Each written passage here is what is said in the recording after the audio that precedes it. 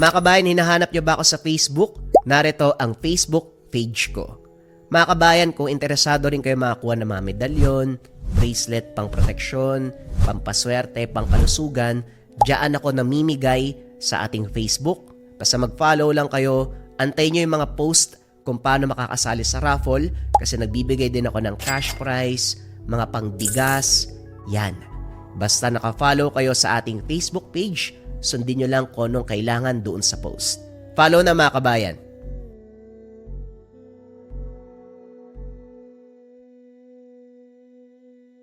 Ang kwentong ito ay hango sa totoong buhay. Mula ito sa isa nating kabayan na itago na lamang natin sa pangalang Elohem. Taong 1996, probinsya ng Capiz. Wala ka nang ginawa kung hindi pasakitin ng ulo ng nanay mo, Elohem. Mabuti pa siguro doon ka muna sa lolo Wancho mo para maturuan ka ng tamang disiplina. Wika ni Luis. Ano po? Ipapadala mo ako sa probinsya, tay. Ayoko. Mas gusto ko dito sa Maynila. Tugon ni Elohem. Wala naman sanang problema kung dito ka sa Maynila. Kaso tignan mo nangyayari sa nanay mo. Dahil sa konsumisyon sa'yo, tuluyang bumigay ang katawan niya. Hindi ko naman kasalanan na nangyari, tay. Pinagtulungan ako ng mga taong yun eh. Kung sa bagay, kailan nyo ba ako pinakinggan ni nanay? Ilang beses ko nang sinabi sa'yo, tigilan mo ang kakasama sa mga kaibigan mo. Wala silang may dudulot na kabutihan sa'yo. Tignan mo, Kasalanan nila pero ikaw ang napagbalingan. Hindi magandang impluensya mga yon, Elohem. Ngayon sa ayaw at sa gusto mo, ihahatid kita sa lolo Wancho mo. bahala kayo. Lagi naman kayong nasusunod eh. Parang wala na akong kalayaang pumili. Isipin mo kung saan ka nakatira bago ka magsalita ng ganyan, Elohem. Hindi naman sa panunumbat, pero karapat dapat lang naman sigurong kami ng nanay mo masunod. Dahil mga magulang mo kami. Kung marunong ka lang makinig, hindi tayo nag-uusap ng ganito. Sige na, ayusin mo mga gamit mo. Dahil sa makalawa babiyahe ka pauwi ng Capiz. Buntong hininga ang tinugon ni Elohem sa ama. Dahil kahit anong pangangatwiran ang gawin, masusunod pa rin ang desisyon ng ama. Lumaki sa syudad itong sa Elohem. May sariling negosyo ang mga magulang. Masasabing medyo nakakaangat sa buhay. Bukod doon, nag-iisa itong anak. Kaya nasunod ang layaw at naging matigas ang ulo. Hindi rin ito gaanong nasubaybayan ng mga magulang dahil abala sa pamamalakad ng kanilang negosyo, pag-aangkat ng mga gulay mula sa iba't ibang probinsya. Palaging wala ang ama ni Elohem dahil personal itong sumasama sa kanilang mga sasakyan upang masubaybayan ang mga tauhan, masiguradong maganda ang kalidad ng mga gulay na kanilang hahanguin. Ang ina naman ay guro, abala din sa pagtatrabaho dahil nag-iisang anak wala itong ibang makausap sa bahay. Kaya mas gugustuhin pa niyang nasa labas at dito nakilala ang mga kaibigan na naging dahilan ng pagkapariwara. Alam ni Elohem na totoo ang sinasabi ng ama dahil maging siya napapansin ang malaking pagbabago sa sarili. Pumasok ang binata sa silid, humarap sa salamin, pinagmamasdan nito ang kanyang itsura. Tadtad ng tattoo ang katawan, hikaw sa magkabilang tenga, maging sa ilong at ibabang bahagi ng labi. Ano ba nangyari sa'yo, Elohem? Hindi ka naman ganito dati. Wika ni Elohem habang kinakausap ang refleksyon. Isa-isa nitong tinanggal ang mga hikaw at napangiti dahil kahit papano nakikita pa rin ang dating sarili. Lingid sa kalaman ng binata nakasilip ang ama sa pintuan. Hinayaan na lang ito ni Mang Luis. Sa isip niya, hindi pa huli ang lahat para sa anak upang bumalik sa dating pag-uugali. Aminado si Mang Luis na may kapabayaan din sila bilang magulang kaya hindi nito masisisi ang anak. Ang tanging paraang naisip nito, ipadala sa probinsya ang binata para matulungang unti-unting maibalik sa dati ang sarili. Kinabukasan, maagang umalis ng bahay si Elohim. Pupunta ito sa mga kaibigan upang magpaalam. Hinayaan na lang ni Mang Luis. Alam niya na ito ang huling pagkikita ng anak sa mga barkada. Hindi rin naman nagtagal ay bumalik si Elohim. Naupo ito sa sala at saktong papaalis na si Mang Luis. Anong nangyari? Bakit umuwi ka kagad? Parang wala namang pakialam yung mga kaibigan ko nung nagpaalam ako. Hindi ba tama ang sinabi ko? Nakikipagkaibigan lang sila sa'yo dahil mapapakinabangan ka nila. Pero ngayong aalis ka na, wala nang pakiam ngayon sa'yo. Maniwala ka sa akin, Elohim. Wala ka mapapala sa ganung uri ng mga tao. O siya, maiwan na muna kita dito. Kailangan kong pumunta sa nanay mo. Sasama ako, tay. Gusto ko rin magpaalam kay nanay at tumingi ng tawad. Napangiti si Mang Luis sa sinabi ni Elohim. Alam niyang kahit papano, may pag-asang manumbalik sa dating pag-uugali ang anak. Isang tao lang ang kilala nitong makakatulong. Matapos kausapin ang inang nasa ospital, kagad nang umuwi ang mag-ama. Naayos na ni Elohim ang mga dadaling gamit. Inilabas niya ito sa sala. Dahil madaling araw pa lang, kailangan na nilang magpunta sa pier para maabutan ang barkong sasakyan. Mag-isa ka lang babiyahe papuntang Capiz. Pero pagdating doon, susunduin ka ng kapatid ko, ang Tio Dario mo. Huwag ka mag-alala. Sinabihan ko na silang magdala ng malaking karatolang may pangalan mo para mabilis mo silang makita pagbaba ng barko. Tay, kailangan ba talaga to? Pwede namang dito na lang ako eh. Elohim, wala na tong atrasan. Bukod sa gusto ko magbagong ugali mo, may ilang bagay ka pang kailangan malaman tungkol sa pamilya natin. Si Lolo Wancho mo lang ang tanging makakapagpaliwanag sa'yo. Eh bakit hindi na lang si Lolo ang papuntahin nyo dito? Hindi na kayang bumiyahe ng malayo pa ng Lolo Wancho mo. Matanda na yon, pero wag kang magkakamali dahil kahit may edad na siya, kayang-kaya ka pa rin balian ng buto nun. Bahagyang natawa si Elohim sa sinabi ng ama. Matapos ang hapunan, nagpahinga na ang binata at habang nakaiga, sinabi niya sa sarili, siguro nga, mas makakabuti ang gusto mangyari ng tatay ko. Sana lang hindi ako mabagot doon. Ay nako, makatulog na nga lang. Ilang oras lang ang itinulog ni Elohim dahil kagad itong ginising ng ama para maganda sa biyahe. Medyo malayo ang pier mula sa bahay nila Elohim, kaya muli itong naidlip sa kotse. Pagdating sa pantalan, iniatid muna ni Mang Luis ang binata papunta sa hagdan paakyat ng barko. Hindi na nag-usap ang mag-ama dahil malinaw na kay Elohim ang lahat. Bago pa man sila umalis, halos isang araw ang biyahe papunta sa probinsya ng Capiz. Kaya inaliw ng binata ang sarili sa pamamagitan ng pag-iikot sa barko. Hanggang sa dalawin siya ng antok. Pinili ng binatang matulog dahil medyo mahaba pa ang biyahe. Kinabukasan bandang 4:00 na ng hapon, nakadaong ang barko. Kaya kitang-kita ang unti-unting pagbaba ng araw sa likod ng kabundukan. Nasisinagan nito ang malawak na kapatagan.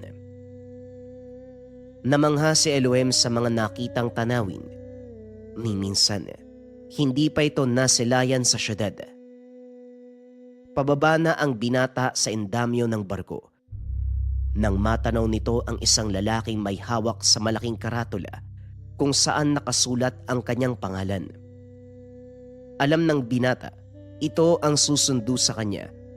Dali-daling pinunta ni Elohim ang lalaki. Kayo po ba si Tio Dario? Tanong ni Elohim. Tumango naman ang lalaki. Kinuha nito ang dalang gamit. Naglakad papunta sa isang lumang sasakyan. Pasensya ka na. Ito lang ang bakanting sasakyan ng Lolo Wancho mo. Nasa talyer kasi ang dalawang kotse, pinapaayos niya. Tara na, baka abutin tayo ng dilim.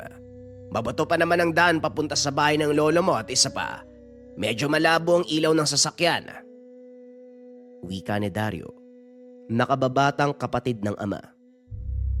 Ayos lang po yun, Tio Dario. Tara na po, baka nga abutan tayo ng dilim. Habang nasa biyahe, pinagmamasdan ng binata ang malawak na tubuhang nasa paligid, maging ang mga taong nakatayo sa gilid ng daan. Nagtaka ang binata dahil hindi siya sanay na makakita ng ganong tanawin. Sa syudad, gabi na nang magpahinga ang mga tao galing sa trabaho.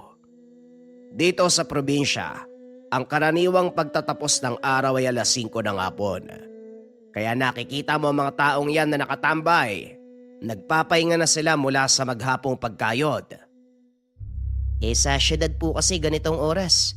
Halos nasa trabaho pa lahat ng tao doon. Gabi-gabi kung makakakita ka ng mga taong nakatambay sa labas. Maliban na lang sa mga batugan, palamunin ng lipunan. Alam ko yon, Elohim.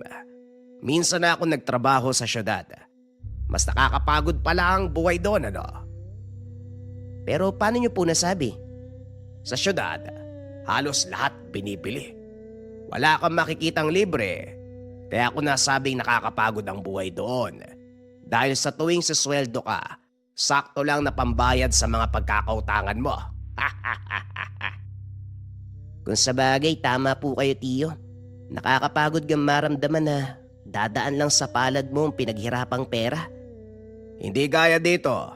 Maliit man ang kikitain mo, hindi ka naman magugutom. Kung masipag ka lang maghanap sa paligid, marami kang makikitang makakain.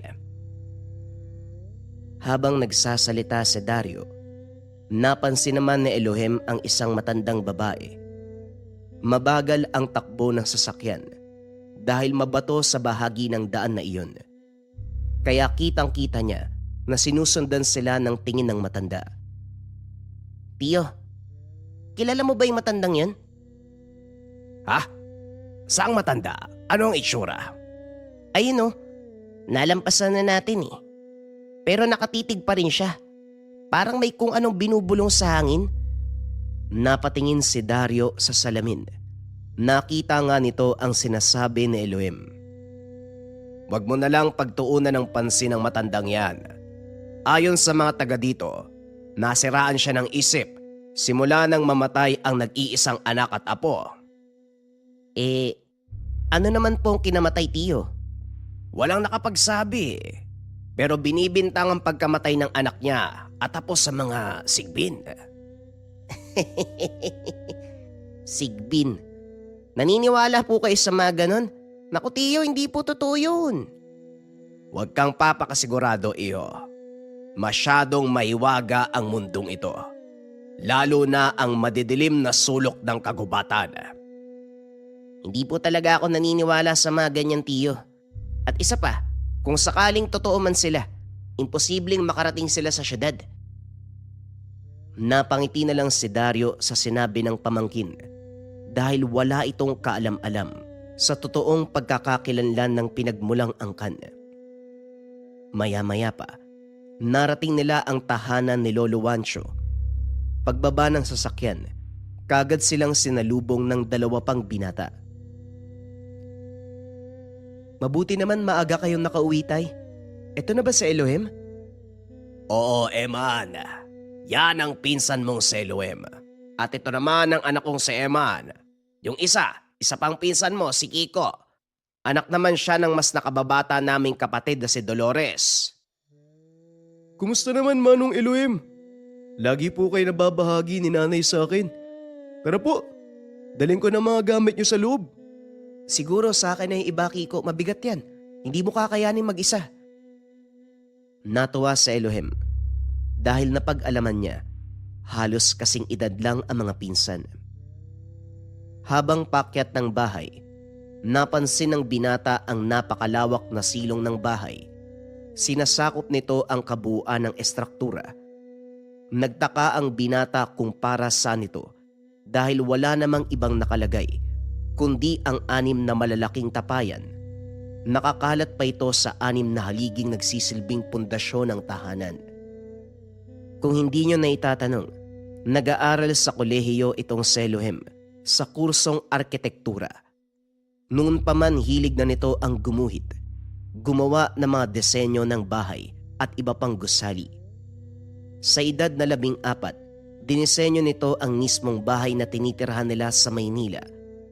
Sa edad na 18, nagawa niya ng makapagbenta ng disenyo sa ibang tao. Kaso nga lang wala pang lisensya bilang arkitekto. Pero sa kabila ng murang edad, kinikilala ng industriya ng paggawa ang kakayahan ni Elohim. Kaya ganun na lamang ang panghihinayang ng ama, lalo na nang mapariwara ang buhay nito. Balik tayo sa kwento.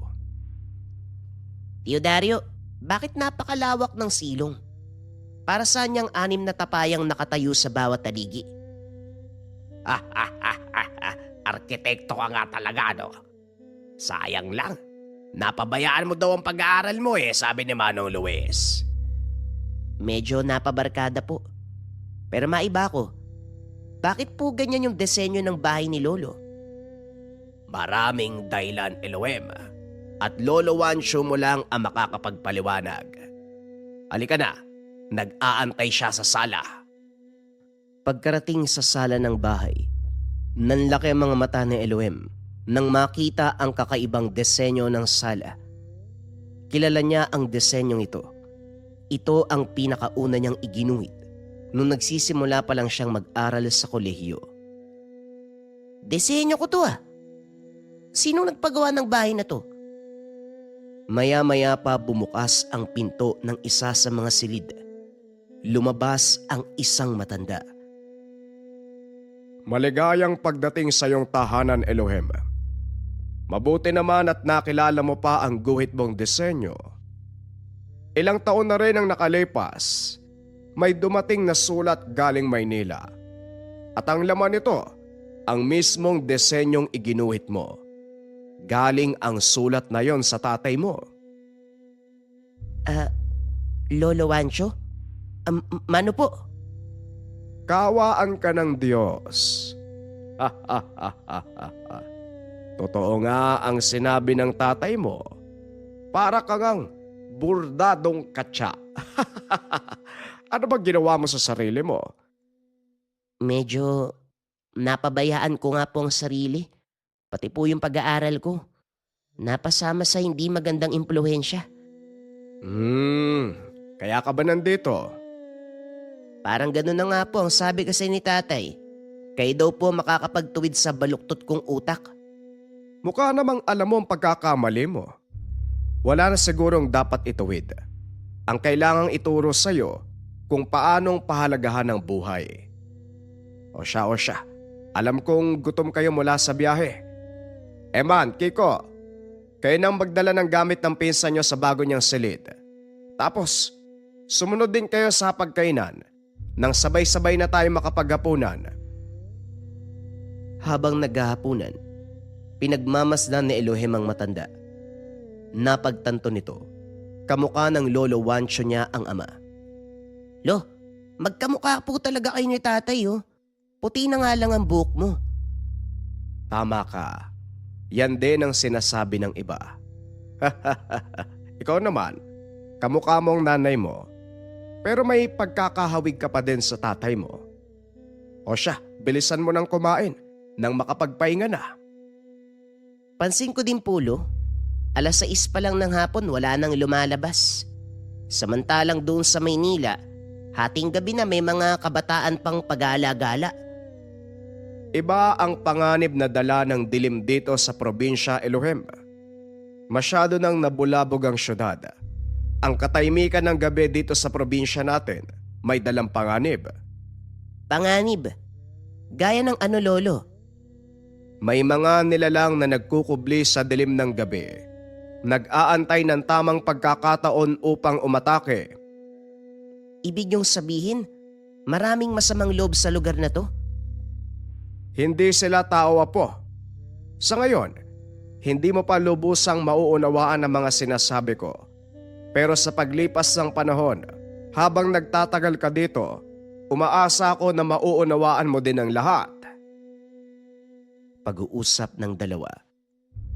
Matapos kumain, tumayo na si Mang Juancho. Nagpunta sa balkonahe. Bitbit ang kanyang tungkod. Naupo ito sa tabi ng tumba-tumba. Nagsindi ng tabako. Maya-maya sumunod sa kanya si Elohim.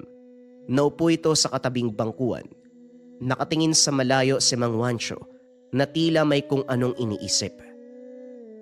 Sa kabila ng takot na hatid ng gabi, may nagtatago ding kagandahan. Wika ng matanda sabay turo sa puno ng makopa. Punong-puno ito ng alitaptap. Halos bawat dahon ng napakalaking puno natatabunan ng nagliliwanag na alitaptap. Ito ang unang beses na makita ni Elohim ang mga alitaptap. Kaya naman manghang-mangha ang binata. Parang bata itong naglakad papunta sa barandilya. Isanampa ang puwet upang maupo. Ganito pala ang itsura ng alitaptap sa totoong buhay. Napakaganda nila. Tama ka, Elohim. Maganda ang likha ng kalikasan. Pero tayong mga tao ang gumawa ng paraan upang masira ito at tuluyang mawala. Oo nga po, Lolo. Sa Maynila, wala kang makikitang ganito. Makakakita ka ng liwanag pero mula sa mga nagtataasang gusali at mga dumadaang sasakyan. Kaya nga ayokong lumipat sa Maynila. Ilang beses na akong inalok ng tatay mo pero tinanggihan ko dahil mas gamay ko ang pamumuhay dito sa probinsya. Nakasanayan ko na rin po kasing mabuhay doon eh. Sa Maynila na ako pinanganak at lumaki. Pero kung papapiliin ako, mas gusto ko pa rin sa ganitong lugar. Nalibang sa pakikipag-usap si Mang Juancho sa binata. Ito rin ang unang pagkakataong nakausap nila ang isa't isa. Magaan na ang pakikitungo hanggang sa kinakailangan ng magpahinga. Malalim na ang gabi. Naaliw tayo sa pag-uusap ah. Sige na, magpahinga ka na. Tatapusin ko lang ang tabako ko. Wika ng matanda. Nagmano sa Elohim. Kagad na pumasok sa silid.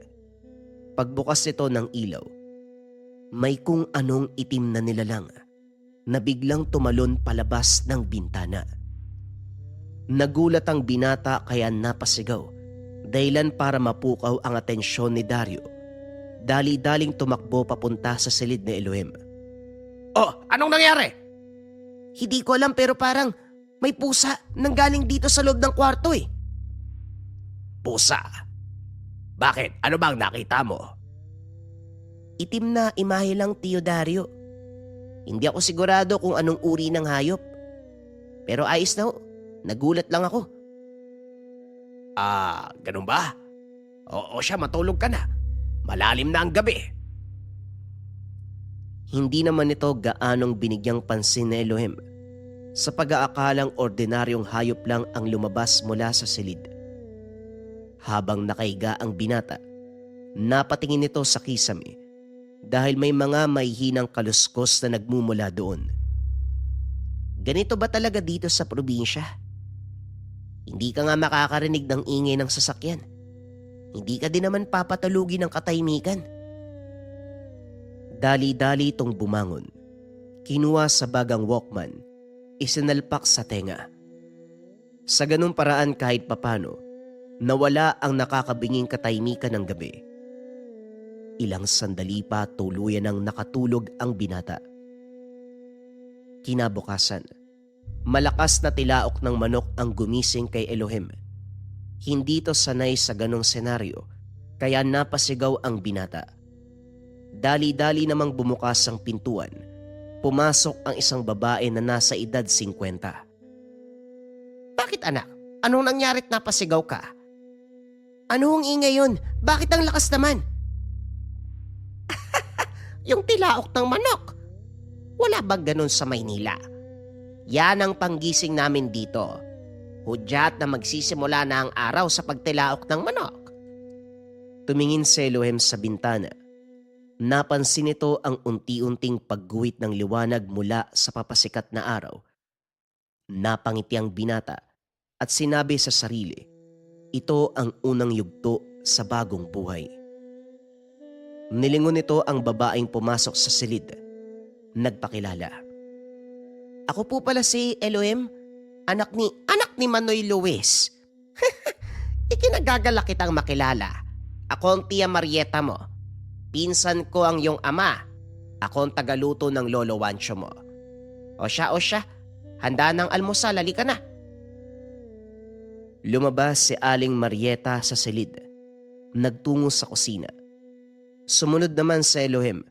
Nakitang nakaupo doon ang chewing si Dario at Lolo Wancho. Magandang umaga po, Tio Dario. Lolo, ang aga niyo namang magising. Ganito talaga ang tipikal na oras ng gising namin dito. Lalo ngayon, bubungkal ako ng uling doon sa paanan ng burol. Uling? Gumagawa din po kayo ng uling? Oo. Kung gusto mo, sumama ka sa akin para makita mo mismo ang proseso kung paano ginagawa mula sa umpisa hanggang sa matapos. Mukhang interesante yan ha. Sige Tio, sasama ako. Lolo, ayos lang ba? Walang problema, mas mabuti nga yun para makapasyal ka. Wag mong lulubayan ang tingin ng batang to ha, Dario. Huwag kang mag-alala, Tay. Ako nang bahala sa apo nyo. Tuturuan ko ito ng pamamaraan ng buhay natin sa probinsya. Alam kong madali mong matututunan ang mga gawain dito. Hindi ka mahirap turuan, sabi ng tatay mo. Dario, halika dito sandali. May mga bibilin ako sa'yo. Naglakad palayo ang mag-ama.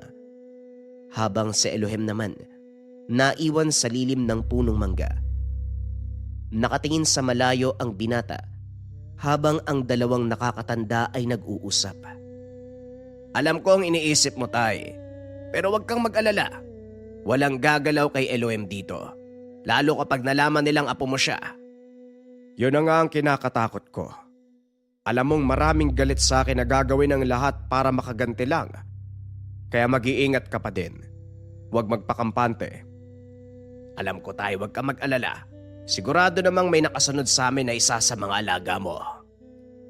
O siya, sige na, lumakad na kayo para matapos sa kagad ang gagawin. Matapos ang pag-uusap ng mag-ama, muling bumalik si Dario sa kinaroroonan ng binata. Inaya na itong umalis. Habang naglalakad papunta sa pinag-uulingan, kinausap ni Dario ang binata. Medyo matarik ang daan papunta sa pinag-uulingan namin. Kung hindi ka sanay, mabilis kang hihingalin. Sanay po ako sa malalayong lakaran pero hindi sa mataas na akyatan. Tignan na lang po natin. Huwag ka mag-alala. Sa ganda ng paligid, hindi mo mamamalayan naroon na tayo. Nagpatuloy sa paglalakad ang dalawa. Napatunayan ni Elohim na tama ang sinabi ng Chewin. Medyo matarik nga ang daan na nasa gilid ng bangin. Tanaw nito ang kapatagan na sumasakop sa mismong bayan. Magandang tanawin ang bumungad sa kanya na nagpawala ng pagod sa binata. Ilang sandali pa, narating na nila ang pinag-uulingan ni Dario. 3 malalaking tampok ang kailangan nilang buksan at ilagay sa sako. Magagawa kaya nating tapusin to ngayong araw? Hindi, Elohim. Malamang bukas sa tayo ng tanghali makakabalik. Kaya halika na. Simulan na natin ang paghahango.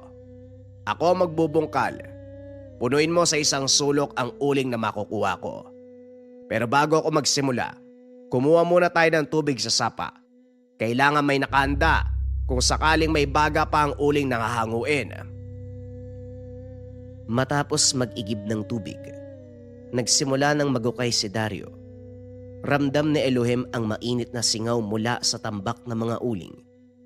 Ilang sandali pa, nagsimula ng ilabas ng Chewin ang malilit na tipak ng uling hanggang sa palaki na ng palaki. Isisilid na sana ni Elohim sa sako ang mga ito, pero pinigilan siya ni Dario. Huwag mo munang isako mga yan. Hayaan mo lang silang lumamig. Baka may mga baga pa ang ilan at magsimulang mag-apoy. Kapag inipon mo sa isang sako, mabuti pa ikalat mo ang mga uling Elohim. Sinunod naman ito ng binata. Mabilis silang natapos ang isang butas. Mga bandang tanghalian na ng mga oras na yon. Kaya naman nagpasya si Dario na mamahinga sandali. Matapos ang pagpapahinga, itinuloy nila ang paghango sa isa pang butas. Bandang 4:00 nagawa nilang ilabas ang lahat ng uling. Ngunit kailangan pa itong pahamugan ng buong gabi upang masiguradong wala ng baga. Dito na tayo matutulog yan, Tiyo. Oo Elohim, ayos lang ba yun sa'yo? Kung hindi ka komportable, ihatid muna kita sa bahay. Hindi, Tiyo. Ayos lang sa akin ang totoo nga. Gusto ko maranasan ang mga ganitong bagay. Hindi ko po kasi nagagawa doon sa syudad eh. Masayang nag-usap ang dalawa. Habang nakaupo sa harap ng siga, nag-iiyaw ng nahuling ibon si Dario habang tumutungga ng dalang lambanog. Mabuti hindi mo naisipang magbisyo.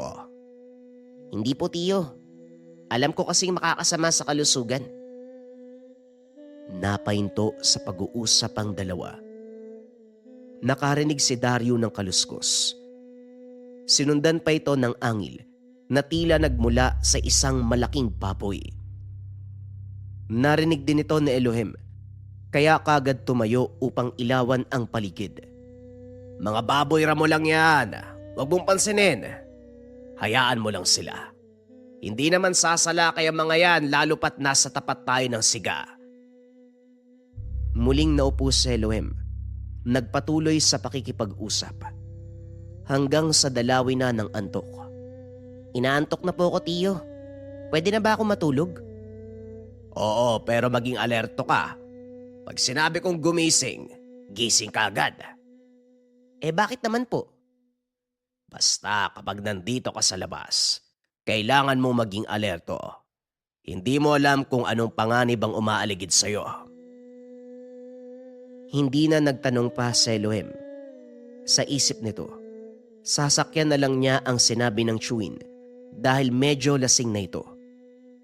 Ilang minuto ang nakalipas, tuluyan ng nakatulog ang binata. Ngunit biglang naalimpungatan nang gisingin siya ni Dario. Ang buong akala ng binata nagbibiro ang tiyuhin. Pupungas-pungas pa itong bumangon at medyo malabo pa ang paningin. Naaninag dito si Dario na may hawak na itak sa kanang kamay at kahoy na may apoy naman sa kaliwa. Bakit po, Tiyo? Anong nangyayari? Nandito na sila. Dalian mo, tumayo ka dyan. Maghanap ng punong maakyatan. Po, ano po ba talaga nangyayari? At saka, sinong silang tinutukoy mo? Sundin mo na lang ang sinasabi ko kung gusto mong makaligtas tayo. Napagtanto ni Elohim na seryoso si Dario, kaya dali-dali itong umakyat sa malapit na puno. Mula roon, napansin niya na may sinisilip ang tiyuhin na tila ba may kung anong sinisipat mula sa kadiliman. Maya-maya pa isang figura ng tao ang lumitaw mula sa dilim. Nanlaki ang mga mata ni Elohim dahil ito yung matandang babaeng nakita nila sa daan nang dumating siya sa lugar. Aling Saryo, mukhang naliligaw ka yata. Anong sadya natin? Hindi sumasagot ang matanda. Bigla itong tumingala sa lugar kung nasaan si Elohim. Nangilabot ng husto ang binata. Nakita nito ang nanlilisik na mata ng matanda. Ang dilang umaabot sa kanyang dibdib.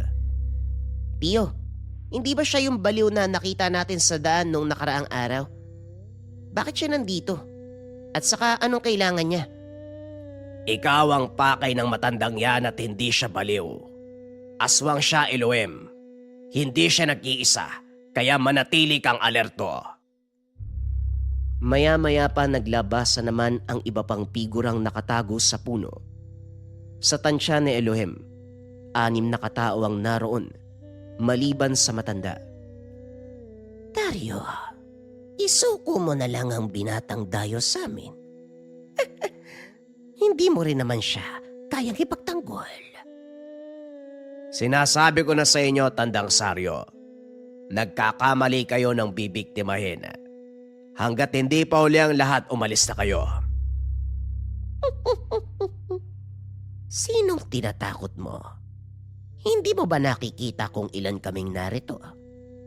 Sa palagay mo, paano mong ipagtatanggol ang binatang tayo? Hindi dayo ang binatang yan. Kaya uulitin ko. Umalis na kayo habang hindi pa uli ang lahat. Sa kabila ng banta ni Dario, hindi nakinig ang matanda. Patuloy silang naglakad papalapit sa kinaroroonan nila Dario hanggang sa tuluyan nila itong masukol. Hindi naman nagpatalo si Dario. Kinuha nito ang dalang galon ng gaas. Isinaboy sa paligid ng puno kung nasaan si Elohim. Matapos ay tumayo siya sa paanan nito at saka sinindihan. Ginawa mo lang miserable ang buhay mo, Dario. Sa tingin mo, makakaligtas kayo gamit ang apoy. Napangiti si Dario. Lumingon kay Elohim. Elohim! Oras na para malaman mo ang sekreto ng pamilya natin. Pumikit ka. Tawagin mo ang pangalan ng Lolo Wancho mo. Wika ni Dario. Nung una ay nagdadalawang isip pa ang binata na sundin ang sinasabi ng Chewin. Ngunit dahil desperado na ito, walang nagawa ang binata kung hindi sumunod. Sa isipan niya, wala namang mawawala. Ipinikit ng binata ang mga mata. Binanggit ang pangalan ni Mang Wancho. Ilang ulit itong ginawa. Ilang minuto lang ang lumipas. Biglang naglabasan mula sa dilim ang mga nilalang na halos kasing laki ng pusa. Hindi mabilang ng binata kung ilan dahil mabilis kong kumilos. Nataranta ang mga aswang nang makita ang maliliit na nilalang. Sinabi ko naman sa inyo na huwag niyong hayaang mahuli ang lahat. Ngayon harapin niyo ang bunga ng katigasan ng ulo. Kinuyog ng maliit na nilalang ang matandang Cesario. Sumigaw ng napakalakas. Pilit na tinatanggal ang mga nilalang na kumakagat sa kanyang katawan. Sumisigaw ito habang pagulong-gulong pero hindi matanggal-tanggal ang mga nilalang. Lalo lang dumarami ang mga ito. Hanggang sa tuluyan ng hindi makagalaw ang matanda. Umalingaw-ngaw sa kagubatan ang sigaw hanggang sa unti-unti itong nawala. Nagsipag-atrasa na din ang iba pang kasama, ngunit may isang naiwan. Alam ko kung ano pa ang sadya mo. Tama ka. Ang binatang ito ay apo na nag-iisang hari ng mga sigbinan. Si Wancho. Binalaan ko na kayo pero hindi kayo nakinig. Matapos itong sabihin ni Dario, dali-daling umalis ang lalaki. Nagsipagpulasa na din ang maliliit na nilalang. Nang malamang ligtas na, dahan-dahang bumaba sa puno si Elohim. Ano yung maliliit na nilalang na yun, Tiyo? Mga sigbin, Elohim. Alaga ng Lolo Wancho mo. Ito ang sekreto ng ating angkan na hindi dapat mabunyag. Halika na, umuwi na tayo. Sigurado kung alam na ng lolo mo nangyari. Dali-daling umuwi ang dalawa. Pagdating sa tahanan, nakita ng mga ito na nakaupo na si Mang Wancho sa atangan, katabi ng isang maitim na nilalang. Halos kasing laki ng aso, pero nagbabaga ang mga mata. Napansin din ni Elohim ang 6 na tapayan sa silong ng bahay. Wala na ang mga takip. Nanlaki ang mga mata ng binata nang makita ang nagbabagang mata. Nakasilip mula sa bunganga ng mga tapayan. Hindi pa rin makapaniwala ang binata sa mga nangyayari. Ilang beses pa nitong sinampalang sarili sa pag-aakalang nananaginip lang. Ano ginagawa mo, Apo? Bakit mo sinasampalang sarili mo? Totoo ang lahat ng nakikita mo. Ang mga nilalang na ito, alaga ng ating angkan. Sila ay may sigbin at ang tawag sa atin ay mga sigbinan. Ang Lolo Wancho mo ay hindi lang basta sigbinan. Siya ang kinikilalang hari ng mga sigbinan. Bukod sa lahat ng kalahi natin, siya lang ang nagkaroon ng alagang unlaon. Sa mga hindi nakakaalam, ang unlaon, isang mataas na uri ng sigbin. Nagbabagong anyo ang isang sigbin sa oras na piliin ito ng kanyang sigbinan bilang pinuno ng kawan. Bihira ang sigbinang nagtataglay ng kakayahan na magpabago ng anyo at mapasunod ang isang unlaon dahil may sarili itong pag-iisip at kayang magpasya para sa kanyang kawan. Kikilalanin ka lang nitong pinuno kapag napatunayan na ikaw ay karapat-dapat. Balik tayo sa kwento. Namangha ng gusto sa Elohim. Gusto pa sana itong malaman ang lahat ng detalye tungkol sa kanilang angkan. Ngunit kinakailangang umalis ni Mang Wancho upang tugisin ang mga nakatakas na aswang. Dito ka lang, Elohim. Wag na wag kang aalis. Marieta, bantayan mo ang apo ko. Siguraduhin walang makakalapit sa kanya. Huwag kang mag-alala, Tio Wancho. Protektado ng mga sigbin ko ang lugar na ito. Ako nang bahala kay Elohim. Kung ganon, maraming salamat. Dario, maganda ka na. Kailangan nating makabalik bago sumikat ang araw. Dali-daling umalis si Mang Wancho at Dario. Bagaman natatakot sa maaring mangyari sa dalawang kaanak, walang magawa sa Elohim kundi sumunod sa utos ng lolo. Alam kong nag-aalala ka para kay Lolo Wancho mo. Hindi mo ba alam na siya ang pinakamalakas sa sigbinan dito sa lugar natin? Kinakatakutan siya ng mga aswang at iba pang elemento. Wala kang dapat ipag-alala. Wala pong nasabi sa akin si tatay tungkol dito. Kaya medyo magulo po yung isipan ko eh. Hindi ko alam kung maniniwala ako matatakot. Wala kang dapat ikatakot, Elohim. Dahil sa kabila ng katotohanang nalaman mo, mabuting tao ang Lolo Wancho mo. Kaya siya ginagalang ng mga tao sa bayang ito. Pag-uusap ng dalawa. Hindi na nakatulog sa Elohim. Inantay nitong makabalik si Mang Wancho at Dario. Naupo ang binata sa atangan ng bahay hanggang sandi na nito na malayang nakaidlip na pala siya. Maya-maya pa, isang mahinang tapik ang naramdaman ng binata. Dahan-dahan itong dumilat. Nakita ang matandang nakatayo sa kanyang harapan. Tumayo ka na dyan. Maglinis ng katawan mo, puro ka uling. Dali-daling tumayo ang binata at pumasok sa bahay upang maglinis ng katawan. Hindi ito nakapagsalita nang makita ang matanda. Habang naglilinis ng katawan, nag-iipon ito ng lakas ng loob para kausapin si Mang Wancho at malaman ang lahat tungkol sa kanilang angkan. Ngunit hindi na ito kailangan dahil pagkatapos niyang maglinis ng katawan, ipinatawag siya ng matanda. Naupo ang binata sa harap nito. Seryoso ang muka, kaya hindi umimik sa Elohim. Alam kong gusto mong malaman ang lahat ng tungkol sa ating angkan. Handa kong sabihin sa iyo ang lahat, ngunit may kapalit ang kaalamang iyon, Elohim. Ano pong kapalit, Lolo?